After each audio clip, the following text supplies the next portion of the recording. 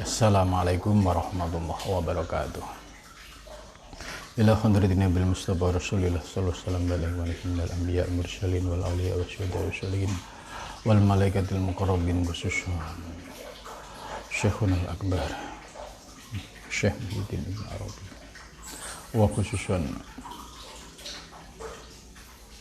lahumul Fatihah.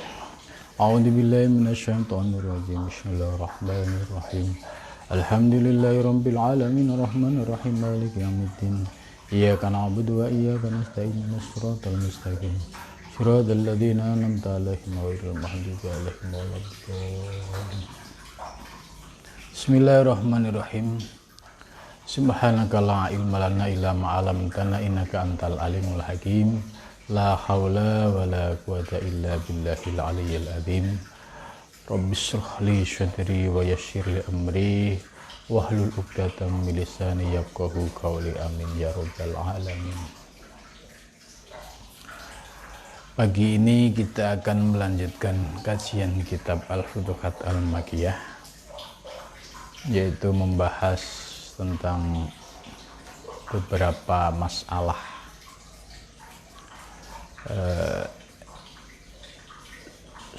Syekhuna al-Akbar Ibnu Arabi dalam pembahasan di awal ini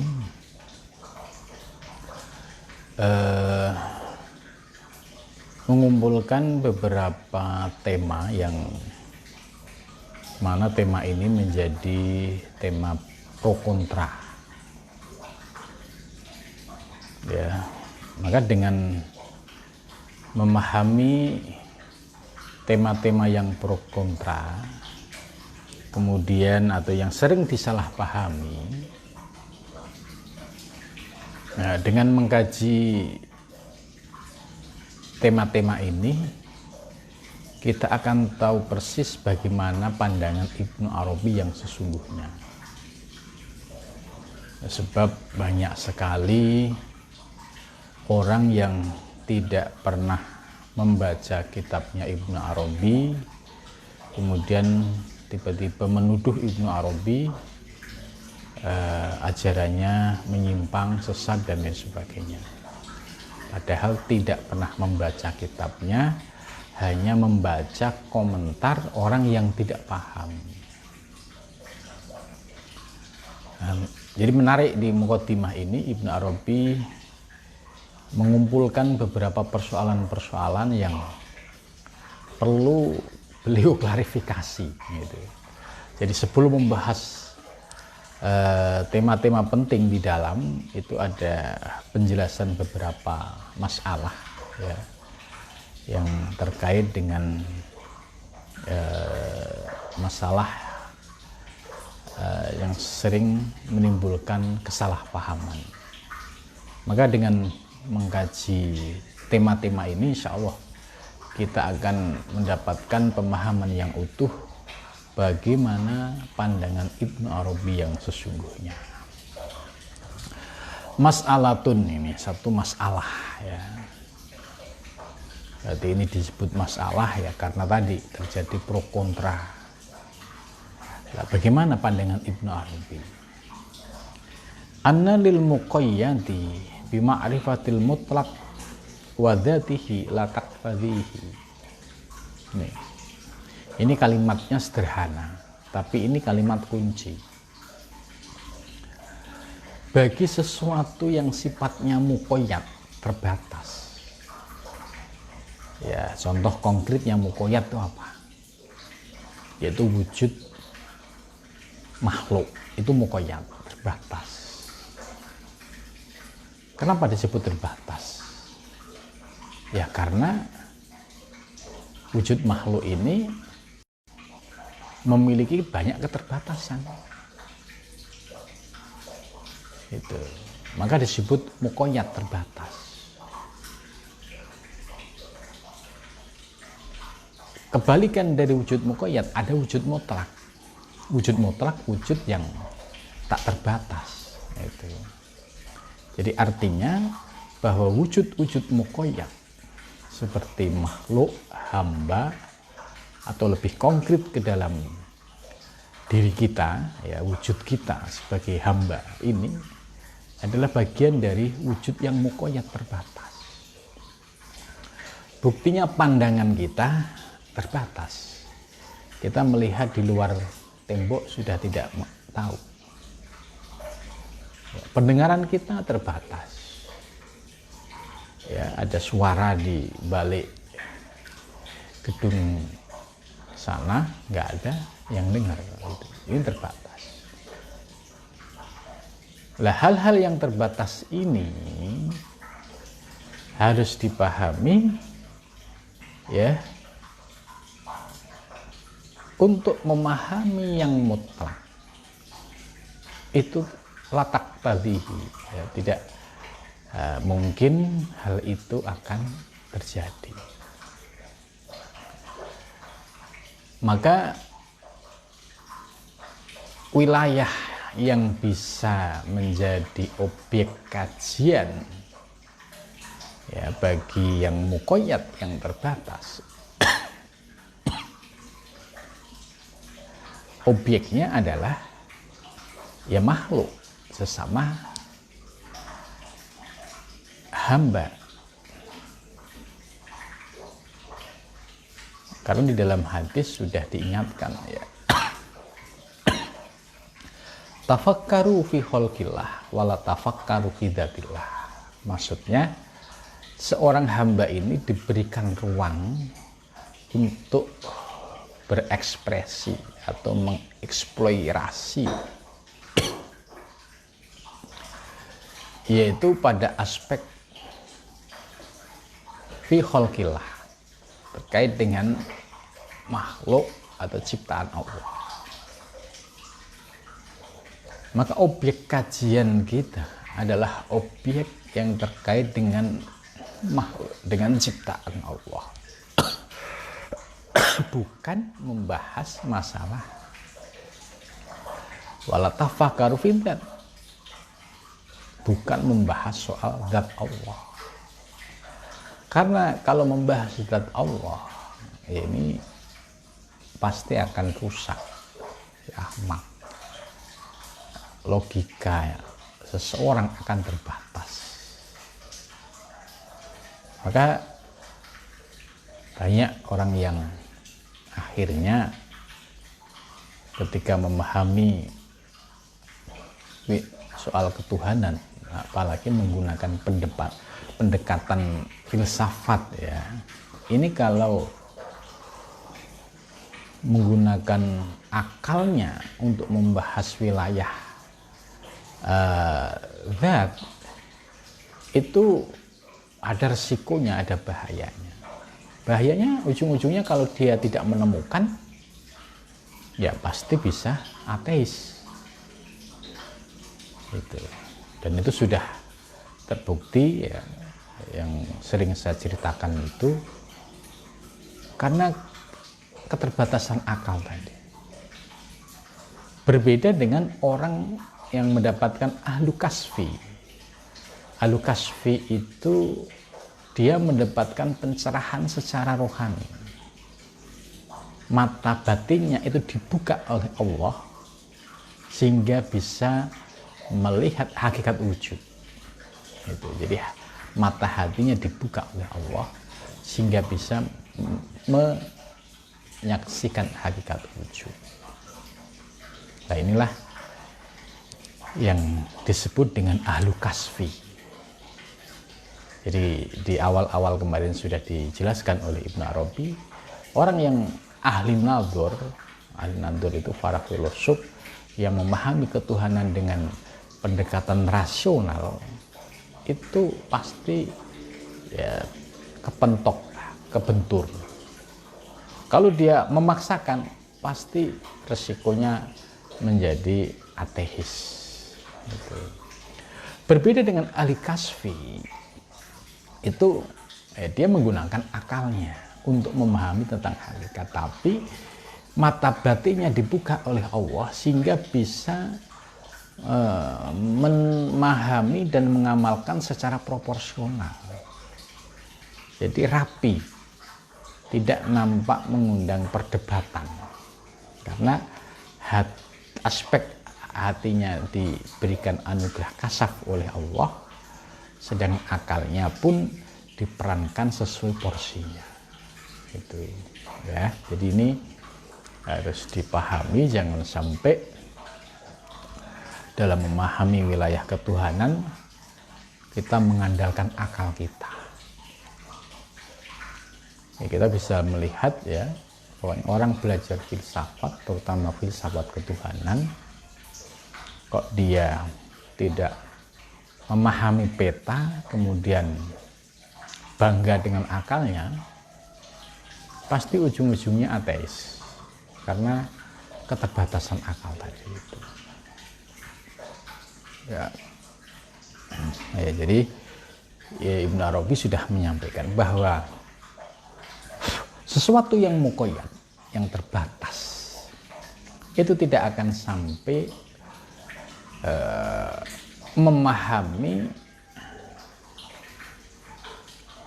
hal yang bersifat mutlak, apalagi terkait dengan zat, gitu ya. Ini tidak akan mungkin bisa dipahami oleh rasional manusia yang tadi sifatnya terbatas. Maka terkait dengan hal ini, dalam teori martabat 7 ya, zatul mutlak ini menjadi bagian dari alam hadiyat, dan ini disebut zatul mutlak. Maka di sini dikasih warning, tidak boleh untuk berpikir sampai membahas tentang zat Allah. Ini bahaya. Gitu. Jadi yang boleh untuk dianalisis, dipikirkan adalah aspek-aspek makhluk, aspek-aspek kehambaan, atau yang disebut dengan istilah al-khalqa, yaitu makhluk ciptaan. Inilah yang menjadi ruang untuk diperdebatkan dan dibahas. Jadi jangan sampai menyentuh wilayah zatul mutlaq tadi. Wa kaifa yumkinu ayyasilal mumkin ila ma'rifatil wajib bidzat. Itu. Di sini ada sebuah pertanyaan, bagaimana mungkin sesuatu yang baru, jadi al-mumkin, al-mumkinat, al-mumkin, ini istilah-istilah yang populer di pembahasan ilmu tauhid ya, baik ilmu kalam maupun pembahasan tauhid falsafi. Itu kalau ada istilah mungkin, itu maksudnya adalah ya al-khalq, yaitu makhluk. Al-mumkin berarti sesuatu yang baru gitu. Alam semesta termasuk mungkin, diri kita termasuk mungkin gitu. Jadi kalau ada istilah-istilah seperti ini kita sudah paham maksudnya. Musonef, mu'alif itu membahas tentang wujud alam semesta. Bagaimana mungkin wujud mungkin, yaitu alam semesta atau makhluk, itu akan sampai untuk mengetahui ila ma'rifatil wajib bidzat, untuk mengetahui ya wajibul wujud. Ini. Jadi ini sudah ada apa istilahnya, pengingat dari Ibnu Arabi. Bagaimana mungkin sesuatu yang baru bisa mengakses sampai pada ma'rifatul wajib bidzat, itu sampai mengetahui zat wajib wujud ya, itu sesuatu yang dipertanyakan oleh Ibnu Arabi. Bagaimana mungkin sesuatu yang mungkin bisa mengetahui zat wajib wujud itu? Karena kenapa mungkin? Mungkin itu terbatas, fasilitasnya fasilitas terbatas. Ya contoh beginilah sederhananya, bagaimana orang yang memiliki sifat-sifat yang serba terbatas mampu memahami persoalan yang tak terbatas. Ini bahasa logikanya seperti itu. Sesuatu yang terbatas mau memahami sesuatu yang tak terbatas. Namanya saja terbatas. Ya, artinya ya tidak mampu. Gitu. Jadi jawabannya ya tidak akan mampu. Maka yang akan menjadi bagian kajian yang untuk bisa mendekatkan pemahaman, maka objeknya yang bisa dikaji adalah objek mungkin itu sendiri. Wa ma min wajhin lil mumkin illa wa yajuzu alaihi al-adam. Itu sebab sesuatu yang mungkin itu tadi sudah saya jelaskan terkait dengan wujud baru, yaitu wujud alam semesta, atau lebih konkret wujud diri kita. Ini mungkin sesuatu yang baru.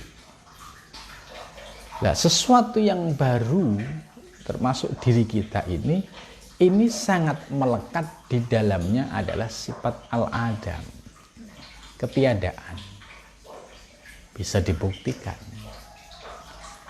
Alam semesta atau yang dikenal dengan istilah makrokosmos sebagai wujud alam, dilacak asal usulnya dulu tidak ada. Kemudian Allah mengadakan, Allah khalaqo, Allah badi'us samawati wal ardh. Allah menciptakan, kemudian Allah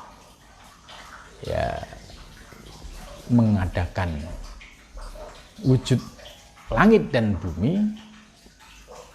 Ya, ini berarti wujud baru. Jadi dulu tidak ada, kemudian diadakan oleh Allah. Nah, kemudian ke dalam diri kita yang wujudnya saat ini ada. Kalau dilacak mundur, ya, dulu dari anak-anak, kemudian bayi, janin, terus dulu mundur ke berikutnya dari nutfah, sulalah mintin, saripati tanah, mundur lagi, ya dulu ternyata yang ada hanya ruh, gitu kan. Itu harus sebelum ruh diwadahi dalam jasmani, janin, ini dulu ruh sudah lebih awal diciptakan. Ya, ini artinya bahwa wujud alam semesta atau diri kita yang disebut mungkin tadi itu sangat melekat dengan sifat adam, tidak ada. Bagaimana sesuatu yang terbatas begini kok mau memahami yang mutlak ini? Jadi sebenarnya ini kalimat Ibnu Arabi ini menyadarkan bagaimana sesuatu yang terbatas kok sok-sokan mau memahami yang tak terbatas, yaitu wujudul mutlak tadi. Ya. Dan di dalam wujud makhluk ini juga ada sifat iftikor. Iftikor itu ya membutuhkan pertolongan Allah. Ya. Buktinya manusia ketika sedang diuji oleh Allah itu pasti dia akan menyadari dan akan memohon pertolongan kepada Allah. Ini wujud iftikor. Jadi wujud yang adam dan iftikor begini kok mau memahami yang maha sempurna gitu. Lah, sifat adam, ketiadaan, iftikor yang melekat pada diri manusia inilah yang harus membuka kesadaran. Oh iya ya, saya ini terbatas. Nah, lalu objek mana yang boleh saya pelajari, yang saya kaji? Ya, nanti akan dijelaskan. Maka falau jama'a bainal wajib bidzatihi wa bainal mumkin, ya, wajhun la jaza 'alal wajib ma jaza 'alal mumkin min dalikal wajhi. Itu falau jamaah, andai ya mengumpulkan antara wajib bidzatihi, jadi wajibul wujud ya, atau wajib bidzatihi, dan antara mungkin, la jaza 'alal wajib ma jaza 'alal mungkin. Tentu apa yang boleh pada wajib itu boleh juga pada mungkin. Wa hadza fi haqqil wajib. Nah, maksudnya begini. Ini langsung dibuat komparasi, perbandingan. Ini contoh. Ini wujud wajibul wujud ya. Ini wujud mungkin. Wujud mungkin ini terbatas. Dulu tidak ada menjadi ada. Wujud mungkin ini punya sifat iftikor. Ya, banyak kekurangan, banyak kelemahan, banyak iftikor. Maka kalau dikumpulkan, ya, dibandingkan, maka apa yang ada pada mungkin ini tidak mungkin ada pada yang wajibul wujud. Mustahil. Sebab zat wajibul wujud ini zat yang maha sempurna.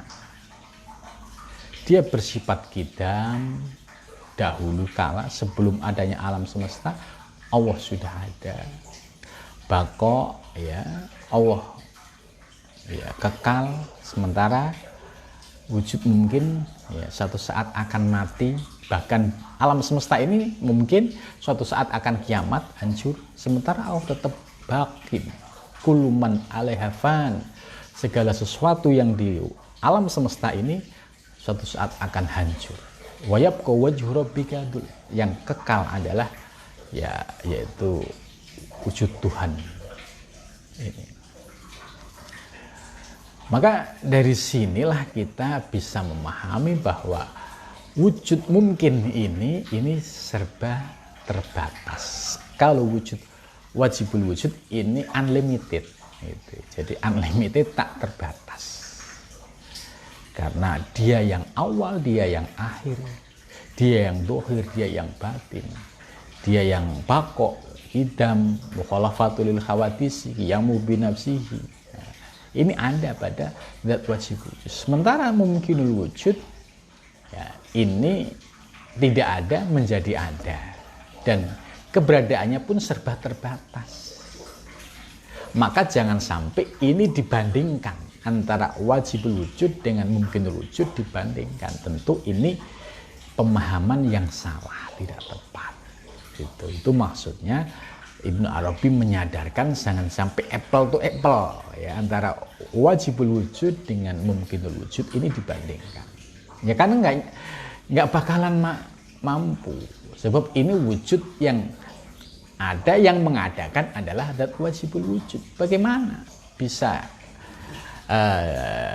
dibandingkan gitu. Maka kalau ada orang yang memiliki pemahaman, ya andaikan dia melakukan falau jamaah ya bainal wajib bidzatihi wa bainal mungkin wajib, la jaza 'alal wajib ma jaza 'alal mungkin min dalikal wajhi minad dusra wa hadza fi haqqil wajib muhalun. Jadi apa yang ada yang melekat pada sifat makhluk ya, sifat mungkin ya, itu mustahil bisa ada pada zat yang wajibul wujud ya. Maka di dalam i'tiqad asy'ariyah ya, untuk mensifati sifat-sifat khususiyah Allah, yaitu dengan dikelompokkan yang disebut dengan sifat salbiyah. Sifat salbiyah yang 5 ini adalah sifat yang melekat pada Allah, yang tidak dimiliki oleh selain Allah. Seperti qidam, baqo, mukhalafatul lil khawadisi, qiyamuhu binafsihi, wahdaniyah. Ini adalah sifat khususiyah yang dimiliki oleh zat wajibul wujud. Sedangkan mungkin ini adalah makhluk ciptaan dan sifatnya terbatas.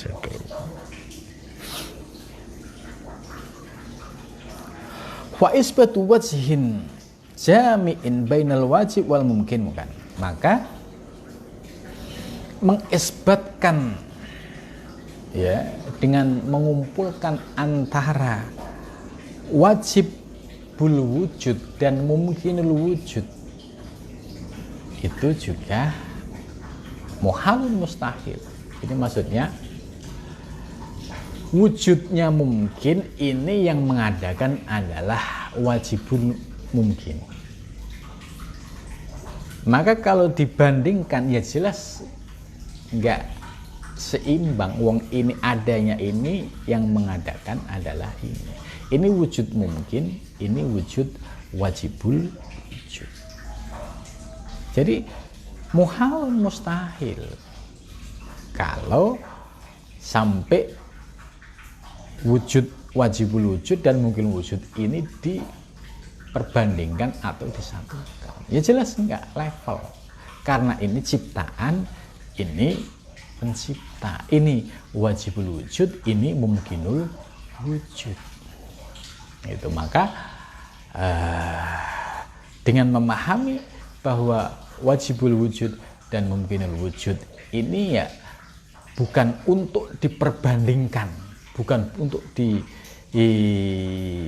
kumpulkan, ya istilahnya bahasa kerennya itu apple to apple, itu tidak dibandingkan secara berhadapan, itu tidak. Tapi harus dipahami bahwa mungkinul wujud ini menjadi ada karena yang mengadakan adalah wajibul wujud. Itu. Nah, ini maksudnya jangan sampai terjadi salah paham, ya, karena ini sangat licin sekali dalam memahami wilayah ini. Ya, yang sering saya katakan, kalau dalam memahami konsep ini sampai salah, itu pasti akan kepleset kepada ilhad.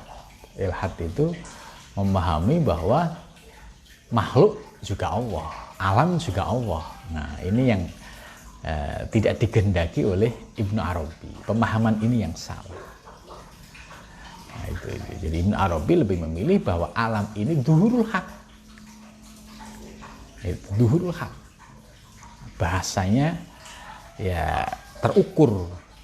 Kalau menyatakan alam ini adalah Allah, ya ini sesuatu yang bertentangan. Sebab ini wujud yang mungkin, yang terbatas, kok dianggap sebagai wujud yang wajibul wujud yang memiliki sifat-sifat khususiyah. Gitu. Konkretnya beginilah. Kalau ada orang memahami ketuhanan atau ilmu hakikat, terus dia dalam pemahaman ujuk-ujuk, ya, setelah dia memahami tentang hakikat diri, terus mengklaim, mendeklar bahwa dirinya adalah Tuhan. Lah ini yang salah itu seperti ini. Bagaimana mungkin wong Anda nggak makan lapar, nggak minum haus, nggak punya duit pusing, kok ngaku Tuhan. Lah ini yang dikritik oleh Ibnu Arabi ini seperti ini. Gitu. Jadi ini mungkinul wujud, ya, dia yang memiliki sifat-sifat terbatas kok ngaku-ngaku Tuhan. Maka kalau ada pemahaman yang demikian, ya harus ditolak. Tidak benar. Seorang hamba nggak punya duit pusing, nggak makan lapar, kok ngaku-ngaku sebagai Tuhan. Nah, ini yang salah kaprah tuh di sini. Ini yang disebut penyimbang ilhad. Dalam Al-Quran sudah dijelaskan wadaru, dan tinggalkan alladzina yulhiduna, orang-orang yang memiliki pandangan ilhad, mencampur aduk antara ketuhanan dan kehambaan, fi asma'ihi, dalam nama-namanya. Jadi ini Ibnu Arabi ini sudah membekali. Kalau ada orang mengaku-ngaku ajaran pengikut Ibnu Arabi kok pemahamannya tidak sesuai Ibnu Arabi, ya ini yang perlu diluruskan. Dan itu banyak orang-orang yang memiliki pemandangan ilhad kemudian ngaku-ngaku saya belajar tasawufnya Ibnu Arabi, padahal Ibnu Arabi tidak seperti itu ajarannya.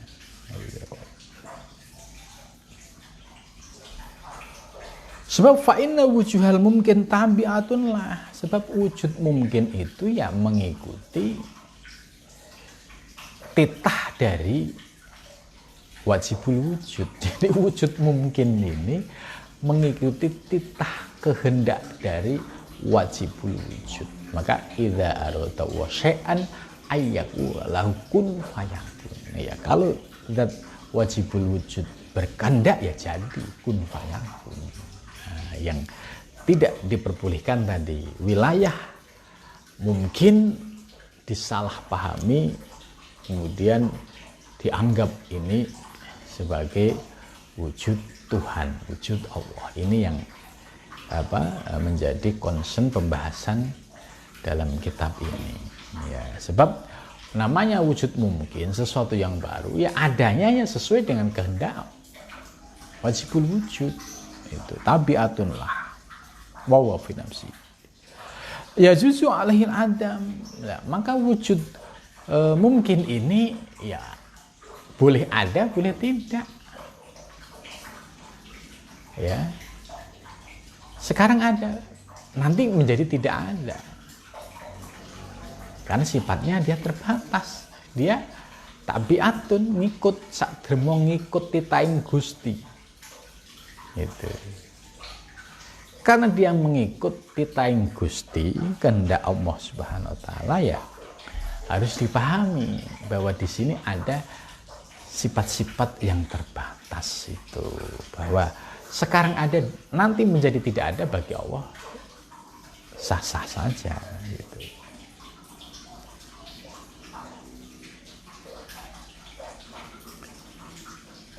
Fatawabi'ahu ahra wa haqqa bihadzal hukmi. Maka hal-hal lain yang mengikuti mumkinul wujud, hal-hal lain yang mengikuti mumkinul wujud yaitu tentang alam semesta ini harus dipahami secara hati-hati dan harus ya sesuai dengan prinsip-prinsip ilmu tauhid ya, terutama ilmu tauhid mukasyafah itu atau falsafi ini harus dipahami secara utuh konsepnya. Kalau dia paham secara utuh, tahu batasan-batasannya, ya ini akan lebih selamat. Itu maka sangat dianjurkan ya orang-orang yang memahami ilmu hakikat, ilmu tasawuf falsafi ini, kalau dia sudah punya background syariat yang kuat, ya punya akidah asy'ariyah yang kuat, ini ibaratnya dia sudah punya modal. Jadi suatu saat ketika membahas masalah ini, oh tahu batasan mumkinul wujud dan wajibul wujud, sehingga tahu hukumnya, apa yang menjadi sifat-sifat dalam wajibul wujud, dan juga memahami sifat-sifat yang ada pada mumkinul wujud ini, sehingga tidak terjadi campur aduk. Ini yang seringkali terjadi penyimpangan tuh karena faktor campur aduk nanti. Karena apa terjadi? Karena pemahamannya tidak utuh. Ya seperti dalam Serat Sentini ada murid Syahid Sinar itu dijelaskan, karena pemahamannya soal ketuhanan tidak utuh, ya dia seorang pengembala lari-lari ngaku, tunggu dulu Gusti Allah lagi melaku. Nah ini kan mendeklar, mengakui dirinya ngaku sebagai Allah, ini yang salah. Ini yang salah. Ini yang Ibnu Arabi ini menegaskan soal terjadinya kesalahpahaman dalam memahami wajibul wujud dan mumkinul wujud. Nah kalau basic ini kokoh, ya aman nanti memahami pembahasan-pembahasan berikutnya aman, karena ini pondasi di sini. Jangan sampai ini nggak paham, nggak kokoh, akhirnya muncul pemahaman ilhad campur aduk tadi, kemudian ditanya kamu belajar apa? Belajar Tasawuf Ibnu Arabi gitu. Padahal Ibnu Arabi tidak mengajarkan seperti itu.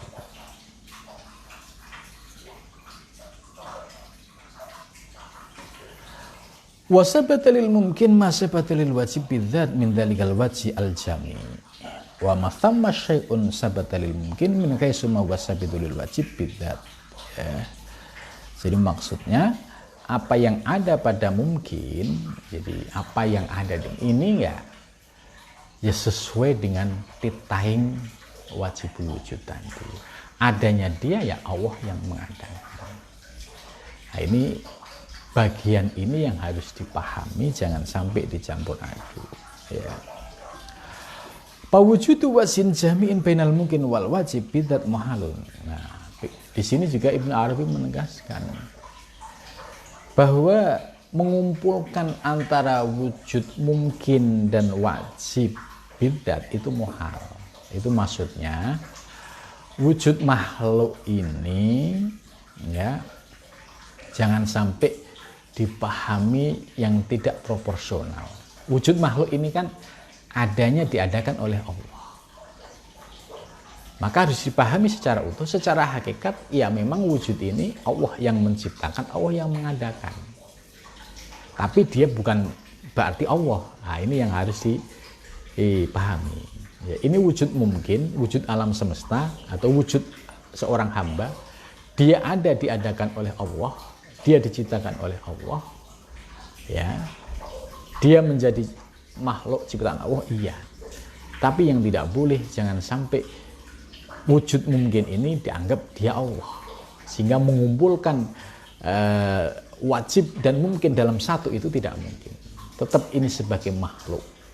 Nah, dalam pandangan ahli kasfi, memandang wujud mungkin, wujud alam semesta, wujud makhluk, ini dipandang sebagai zuhurul haq, yaitu kenyataan dari al-haq. Tapi prakteknya dengan syuhud. Nah, ini solusi yang disampaikan oleh Ibnu Arabi supaya tidak terjadi tumpang tindih. Ya, posisinya mungkin, ya diposisikan sebagai mungkin, tapi dipahami bahwa adanya mungkin ini atas kehendak wajib wujud. Adanya dia Allah yang mengadakan, tapi dia bukan Allah. Dia tetap makhluk. Maka Ibnu Arabi menjelaskan ya al-abdu abdun warabbu rabbun. Jadi sesuatu yang berbeda tidak boleh dicampur aduk. Ini hamba kok ngaku Tuhan. Nah, ini yang seringkali orang bulet dari dalam memahami hakikat ini ketika dia hamba kok ngaku Tuhan. Wong kamu kentut, kamu kencing, kamu nggak makan, lapar, nggak punya duit, pusing. Lah ini yang dikasih warning itu di sini. Tapi kalau dia dipandang sebagai dia ciptaan Allah, atau dengan bahasa Ibnu Arabinya sebagai madharul haq, kenyataan dari al-haq, oke, tapi dia bukan Allah.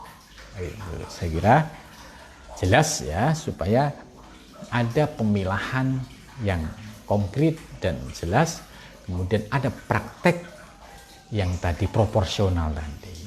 Jadi tidak dicampur aduk antara al-kholqu dan al-haq, atau antara wajibul wujud dengan mumkinul wujud. Ya, saya kira cukup dari penjelasan satu paragraf ini. Ya, mudah-mudahan bisa memberikan pencerahan kepada kita dalam memahami ajaran Syekhul Akbar Ibnu Arabi. Ya, sampai di sini cukup. Wal muwaffiq. Assalamualaikum warahmatullahi wabarakatuh.